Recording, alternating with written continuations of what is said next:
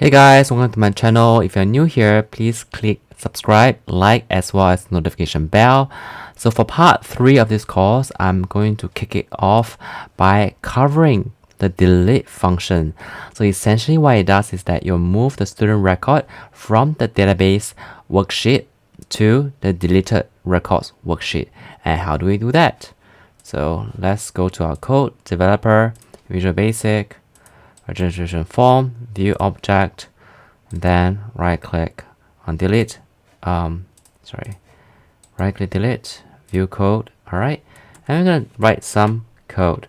So first of all, let's declare some variables that we'll be using. So I'll declare rng as range, cell as range, last row as long. Okay, image path, camel casing as string, empty row as long. Alright, and then if we're going to check if the student ID is present or not, dot value equals to empty, right? Message box,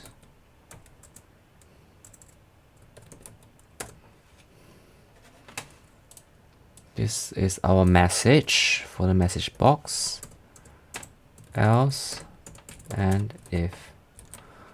Okay, then so if the student ID value is empty, then this is the error message displayed to user. They have to enter a student ID before we remove the student record. Okay, else if we have a student ID, then last row sheets.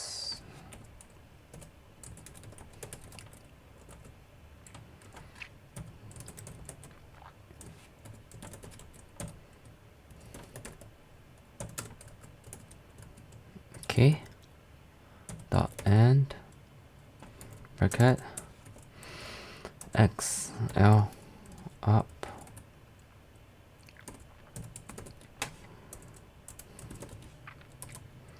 Okay, so what this does is that you'll look at a database worksheet and at the cells, using cells function, is examining the column A, all the rows in column A. Okay, and again, we're looking from bottom up. So we're looking at bottom up, looking at all the rows of column A to identify the last row. All right. Then set range equals to worksheets database. Okay. Dot range. We're looking at cell A2 colon A and last row. Okay. So what this does is that we're looking at cell A2 and 2A. This is the number, A number last row. This is a number value which we have identified earlier as the last row in column A. Okay, so now we will activate deleted records worksheet. That means this is as good as clicking on the deleted records worksheet, right? And then we'll do this empty row equals to worksheet function dot count A. All right, range A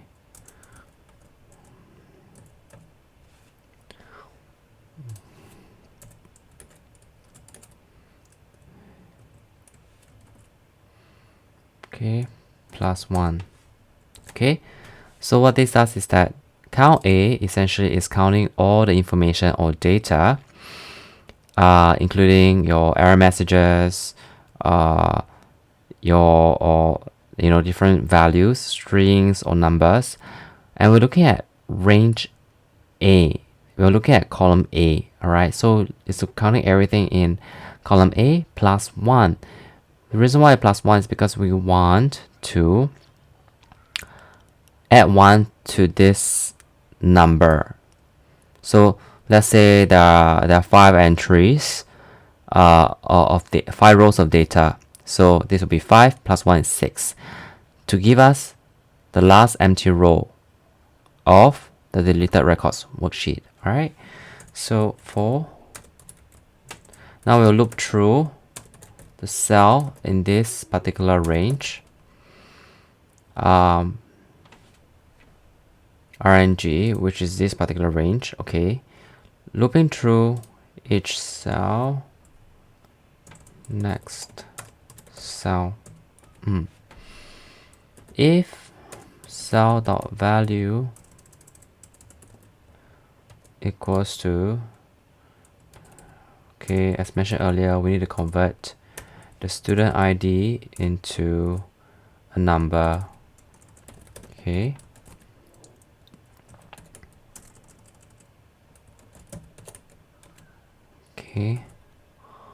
then cell value, which is student ID, if it's equivalent to the ID, the current ID that we have in the user form, then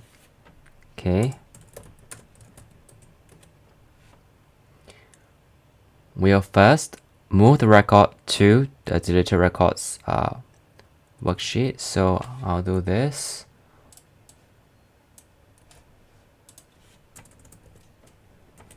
Alright, so essentially we are copying the record. So look at this particular part.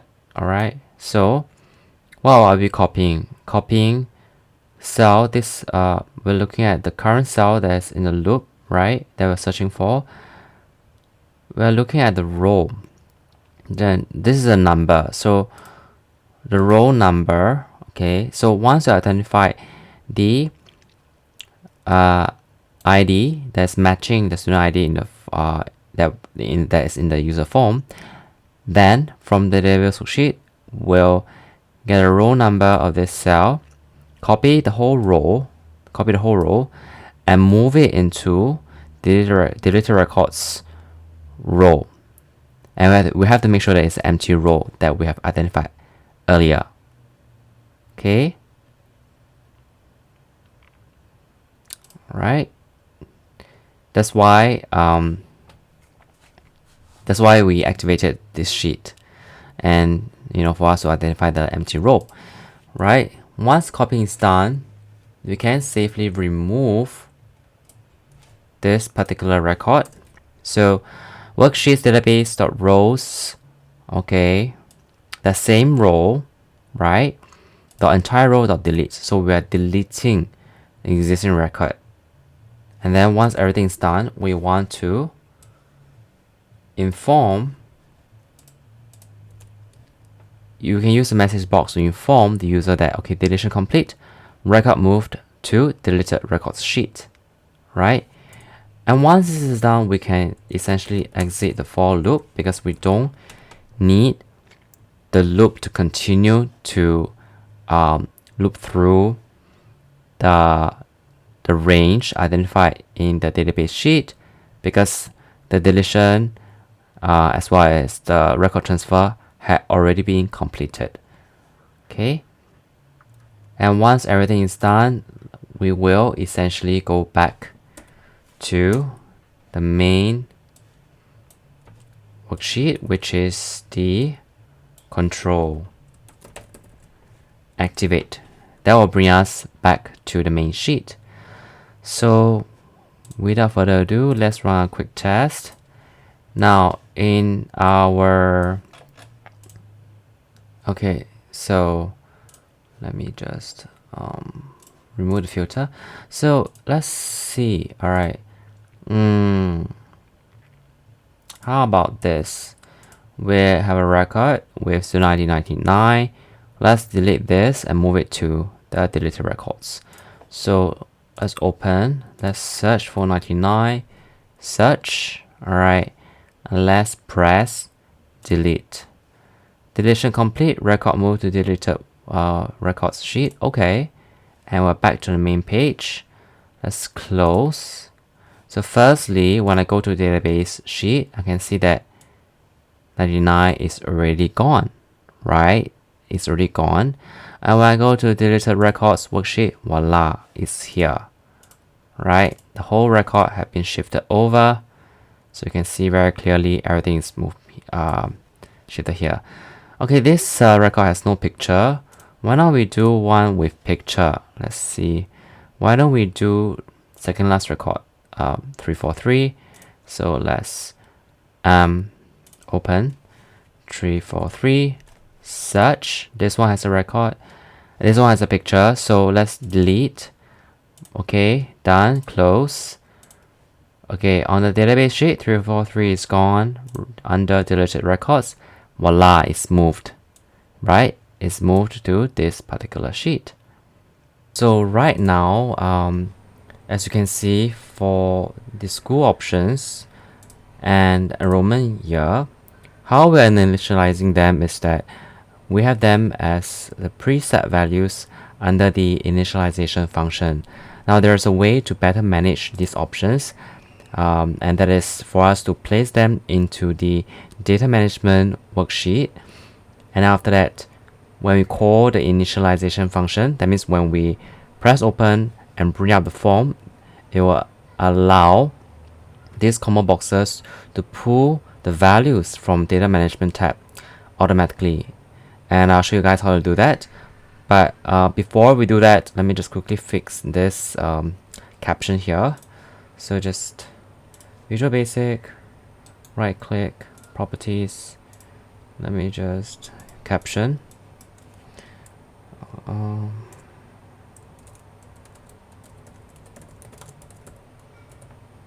Form, enter.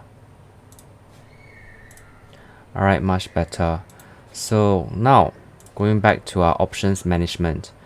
So let's view code. Alright, so you see right now we are automatically populating the options by adding them to the common boxes, and this may not be very user friendly because can you imagine if you have more options, then you have to always come to see your code in this code editor and populate and then add more functions. It's not very user friendly.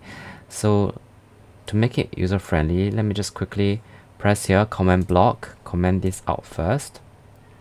Alright, let me declare some variables.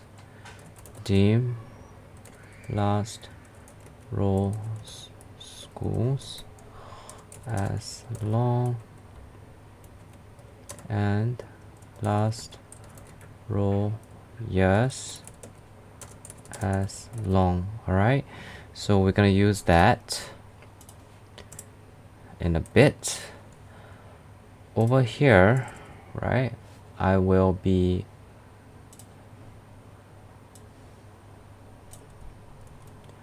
doing this. Okay, so from the data management tab, looking at cells, all the rows of column B, and I'm scanning from bottom up. So while I'm doing this, I'm actually trying to find out the last row of column B of this particular data management sheet that has the value. Alright, and then I'll get the number, the row number, the last entry that has value. So what will I do next? Data management worksheet, I'll take the whole range, right? So from B2, what's my range? B2, B cell B2, all the way to B last row number. Get all the values and assign it to this combo box list. So let's click save.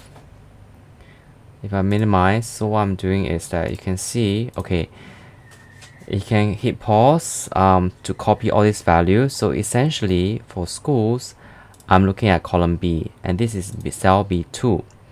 So from cell B2 all the way to the last row with data, this is our range that we're concerned here, right? So all these values will be added to the combo box for school. So that's what our code means. Go back.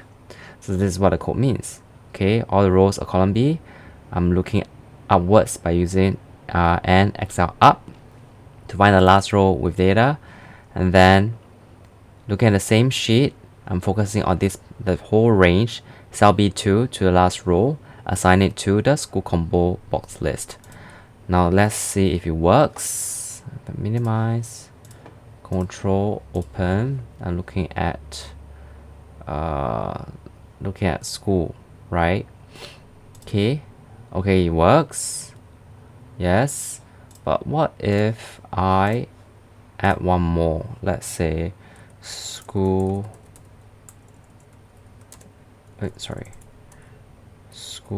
of X.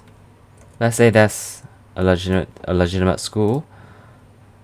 Voila. See, do you see what I mean here? So now we can easily add options by adding it to the data management sheet. Of course, there are things to take note, because let's say if I put it down here and leaving 2 blanks,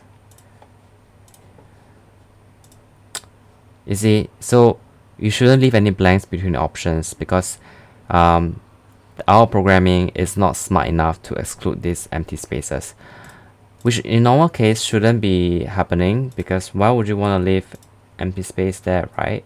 So it works, and we're gonna apply the same concept to the years as well. So I commented out the year.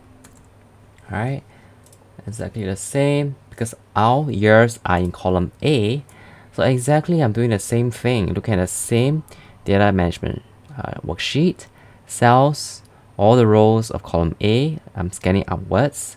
This is the last row with data with the enrollment year.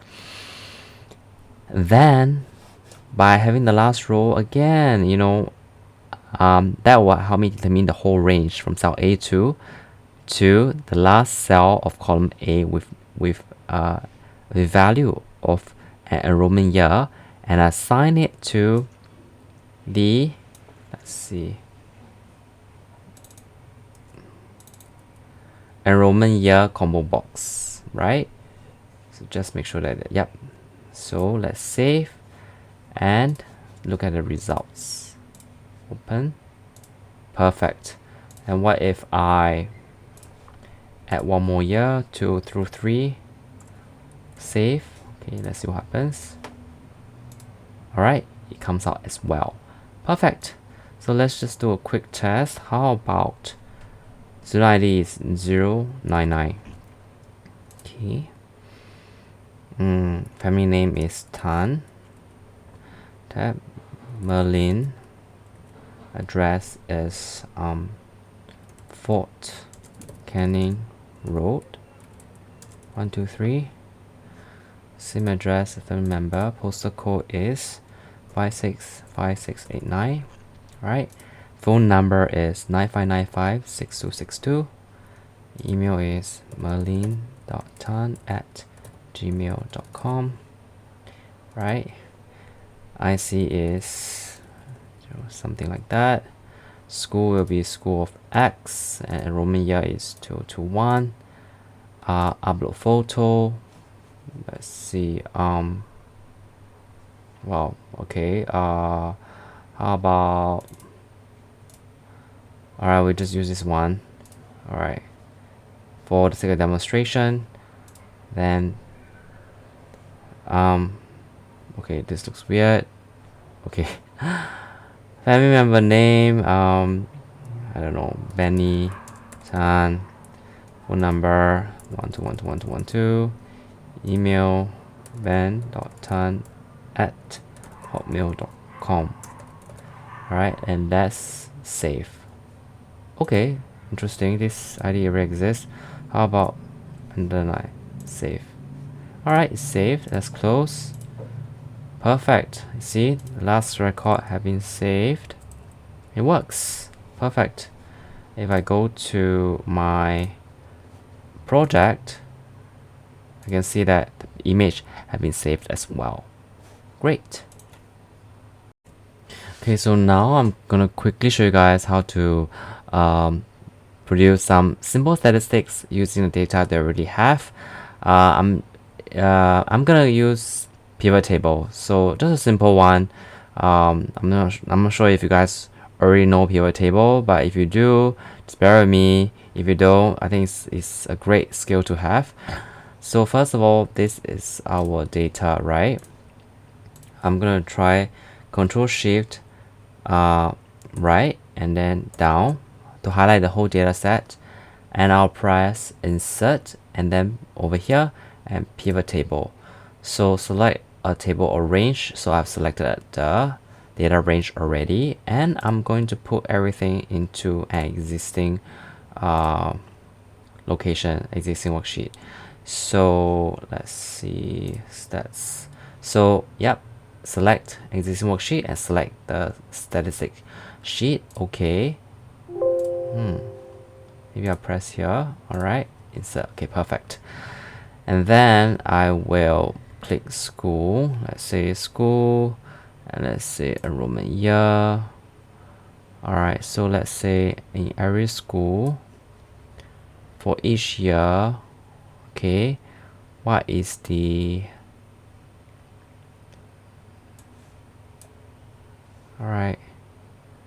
count? What are number of students?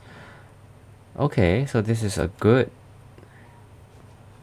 overview of the data. So total 10 students. Do we have 10 students?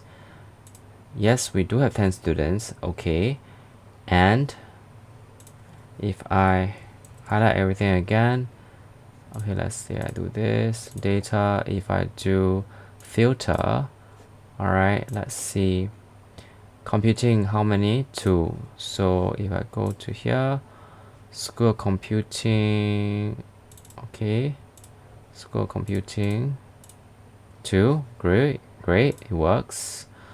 Both in 2011, right? Both in 2011. Okay, good. How about School of Economics? For we have 5 entries. 2021 is 2, 2020 is 2, 1 is 2018. Alright, perfect. 5 entries. 2018 to 2. Great, so it works. To change the heading, just click on this down arrow and then press value field settings, and you can put number of students. Alright, save. Great. So you can put a back button here, insert, sorry, developer, insert. I can put a command button here. Let's just say maybe here, back. Right click properties, caption, maybe I can put it as back to the control page, right? So maybe just say back btn to control. Okay, close, right click, view code. I'll just put, okay, because I want to go back to the control sheet, you just need to type this worksheets control to activate, save, minimize, and I press disable this design mode, press back. Okay, great. When I press statistics, design mode, right click here, left click on this, view code. So what I want to do is that I want to activate my statistics sheet. So just type worksheets statistics, okay, dot activate, save, Okay, let's see if it works. Alright, just great, it works. Back. So it's just a quick way. Open form, statistics. Alright, so I think pivot table is just a very neat way to show an overview of the data that you have to give you insights. For instance, in this case, how many students we have for each school, as well as the respective enrollment year.